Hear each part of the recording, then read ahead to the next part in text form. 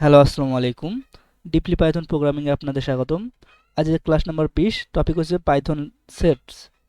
তো আজকে যেহেতু আমরা সেট সম্পর্কে আলোচনা করব, তো চলো আজকে দেখি কি শিখব। সেট কি, সেটে বৈশিষ্ট্য কয় প্রকার, আর হচ্ছে লিস্ট, টাপল, সেট এবং ডিকশনারির মধ্যে পার্থক্য দেখব। এছাড়াও আমরা সেট এর বিভিন্ন দেখব, লেন বের করা, তার টাইপ চেক করা, এগুলোও দেখব। তো চলো আগে শুরু করি। সেট কি? সেট হলো পাইথনের একটি কালেকশন অফ ডেটা টাইপ।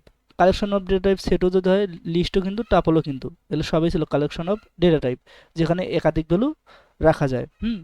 ওই এর মতোই সব কিছু, লিস্টের মতো বা টাপলের মতো, এখানে মানে একসাথে একাধিক ভ্যালু আমরা রাখতে পারবো।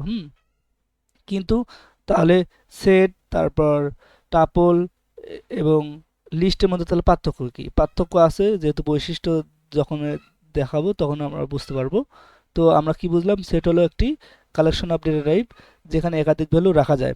উদাহরণ হিসেবে দেখা হয়েছে এখানে যে ফ্রেন্ডস নামে একটা ভেরিয়েবল নিয়ে এর মধ্যে একটা সেট নিয়েছি। আচ্ছা, এটা সেট হচ্ছে গিয়ে, এর হচ্ছে গিয়ে এই যে সিনট্যাক্স হচ্ছে গিয়ে সেকেন্ড ব্র্যাকেট, এই দেখো, হ্যাঁ, বা কার্লি ব্র্যাকেট, যেটা সেকেন্ড ব্র্যাকেটটাই হচ্ছে গিয়ে লিস্ট লেখা হয়েছে গিয়ে থার্ড ব্র্যাকেট দিয়ে, আর ফার্স্ট ব্র্যাকেট দিয়ে লেখা হয় টাপল, আর সেট লেখা হয়েছে গিয়ে সেকেন্ড ব্র্যাকেট অর্থাৎ কার্লি ব্র্যাকেট দিয়ে। এখন দেখো, যখন প্রিন্ট করলাম তখন হচ্ছে এই যে সেট আউটপুটে চলে আসছে। তো এটা গেল সেট। এবার দেখো সেটের বৈশিষ্ট্য, এটা খুবই ইম্পর্টেন্ট, এটা আমাদের বুঝতে হবে। এখানে বলছে সেটের বৈশিষ্ট্য, এক নম্বরে বলছে আনঅর্ডার। আমরা কিন্তু লিস্টেও দেখছিলাম, টাপলেও দেখছিলাম, এটা কিন্তু অর্ডার। আর কিন্তু সেট হচ্ছে কি আনঅর্ডার। হ্যাঁ, তাহলে আনঅর্ডার মানে কি? সেটার আইটেমগুলো নির্দিষ্ট অর্ডারে থাকে না, প্রতিবার প্রিন্ট করলে ভিন্ন ভিন্ন অর্ডার দেখা যেতে পারে। আচ্ছা, এটা প্রথমটা আগে, এক নম্বরটা আগে আমি করে দেখাচ্ছি, আউটপুট দেখাচ্ছি। এই ফ্রেন্ডস নামে একটা ভেরিয়েবল নিয়েছি। হ্যাঁ, এখানে আরও কয়েকটা আমি ভ্যালু নেই, জয় নিলাম,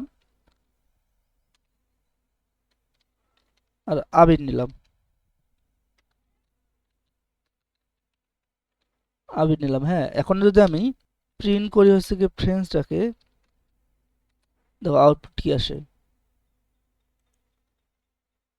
দেখো হাসান, নাফি, আর দেখো হাসান, তারপর আছে কি কালাম।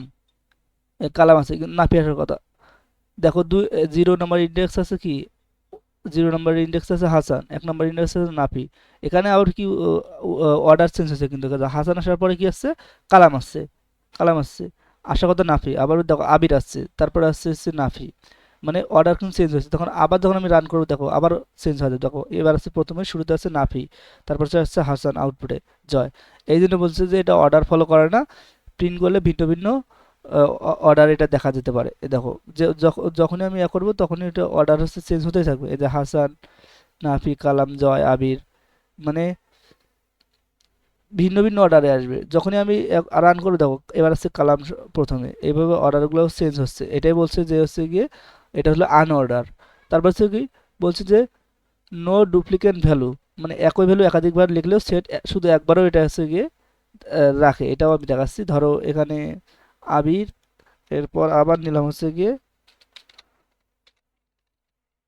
হাসান নিলাম। হ্যাঁ, তো দুইবার হাসান আসছে, তাহলে আমাদের এখানে যদি আনঅর্ডারও হয় তাও তো দুইবার দেখানোর কথা, কিন্তু এখানে তা দেখাবে না। দেখো ওই যে নাফি, কালাম, আবিদ, জয়, হাসান একবার দেখাইছে, এ হাসান করা ছিল দুইটা। হুম, আবার তাহলে আমি এখানে আবিরও দুইটা নেই।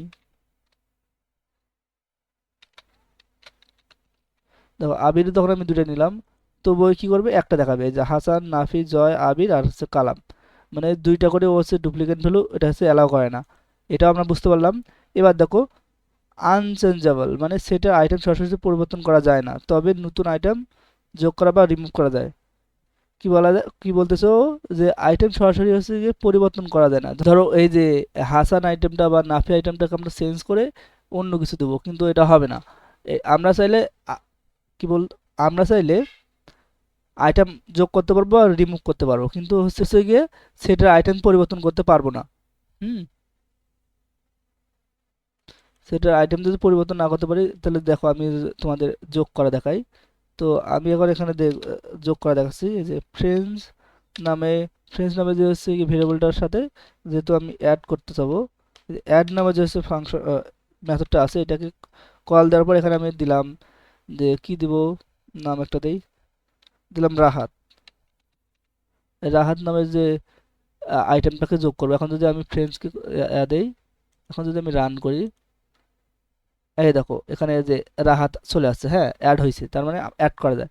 এখন যদি আমি রিমুভ করি, জাস্ট সিম্পল বিষয়, এখানে রিমুভ মেথডটাকে দিব। রিমুভ মেথডটাকে কল দিয়ে কি করব, এই যে কালামকে হচ্ছে গিয়ে এখন সরাবো। কালামকে যখন এখানে দিলাম, যখন ফ্রেন্ডসটাকে কল করব, তখন দেখো আউটপুটে কালাম আর আসবে না। এই দেখো, এই যে নাফি, হাসান, আবিদ, জয়, কিন্তু কালাম আসেনি।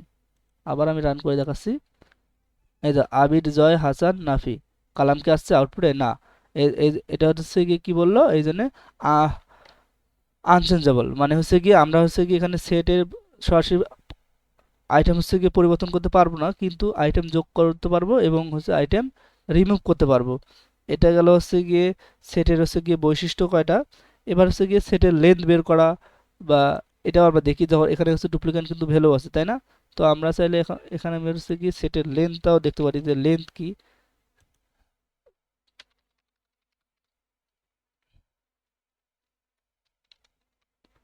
একটু কপি করে নিচে নিয়ে আসি, লেন। তো লেন দেখার জন্য লেন ফাংশন ব্যবহার করা হয়।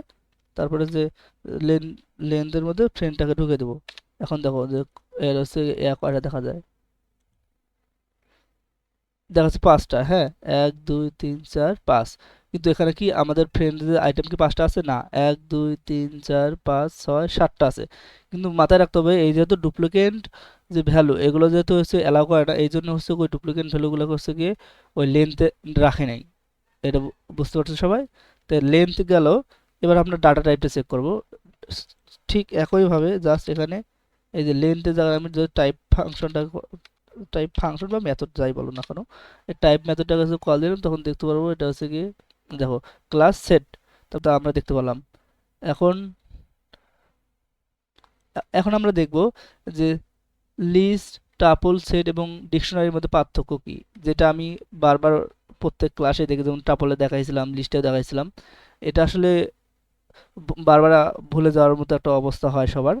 এই জন্য আমি হচ্ছে কি আবার দেখাচ্ছি। যেমন লিস্টে কি ছিল, অর্ডার ছিল, এটা হচ্ছে গিয়ে চেঞ্জেবল ছিল, যে আমরা কি করতাম এখানে, যে সে অ্যাড করতে পারতাম, রিমুভ করতে পারতাম, পপ করতে পারতাম, ক্লিয়ার করতে পারতাম ডাটাগুলোকে, হ্যাঁ যেমন খুশি তেমন করতে পারতাম, চেঞ্জেবল যেহেতু ছিল। আর ডুপ্লিকেট ভ্যালু কিন্তু এখানে অ্যালাউ ছিল।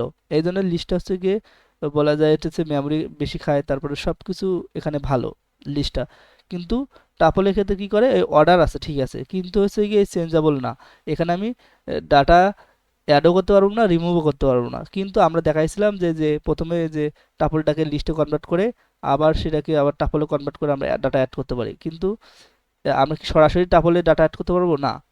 তারপর দেখো ডুপ্লিকেট ভ্যালু, হ্যাঁ এটাও ডুপ্লিকেট ভ্যালুকে হচ্ছে কি এও অ্যালাউ করে, কিন্তু সেটে দেখো এই কি করে, এ কিন্তু অর্ডার না, অ্যাড রিমুভ করতে পারে অনলি, কি ডুপ্লিকেট ভ্যালু কি করে, হচ্ছে কি অ্যালাউ করে না।